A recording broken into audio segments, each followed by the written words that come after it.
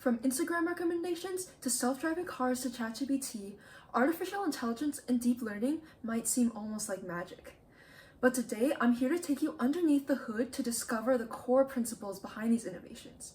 And as it turns out, it's just a lot of math. Let's start with a simple problem. I want to train a program to identify capybaras. The task might be easy for you, but how would you tell a computer what to do? As you might imagine, traditional rule-based methods fall short. We need a program that can somehow learn and adapt to patterns. A basic classifier takes this graph of capybaras and coconuts and separates the two categories with a linear decision boundary, represented by this equation. We're going to teach a model called a perceptron where to draw this line. The perceptron multiplies each of the data point's features by its own measure of importance, called a weight. It sums everything up, adds a bias term, then passes it through a step function which sorts the results by its sign. It'll output 1 if it is a capybara and 0 if it isn't. If we take a closer look, the perceptron's output exactly resembles the equation of the decision boundary. So, if the perceptron learns the right weights, it'll know where to draw the boundary. Okay, let's train our model. We'll initialize the weights randomly and feed the perceptron our data one by one.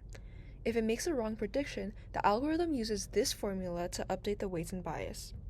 As more data is passed through, the weights will converge to values that maximize the accuracy. But perceptrons do have limitations. They can't accurately classify datasets that require non-linear decision boundaries. So, what if we tried connecting them together? Say we want an algorithm that can classify 10 different objects. We'll connect perceptrons to form a feedforward neural network, where the output of the previous layer is the input for the next layer.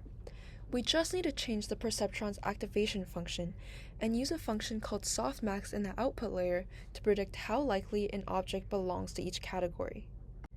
The neural network performs the same forward pass as the perceptron, just with more weights and biases.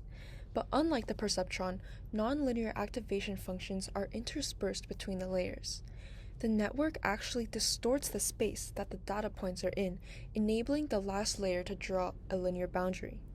In the non-warp space, however, it's as if multiple lines are drawn, splitting the data into many categories. After each pass-through of data, we're going to score how poorly our network did, which is known as the error or loss. We'll compute the change in loss caused by every change in weights, and update the weights based on the direction of the greatest change.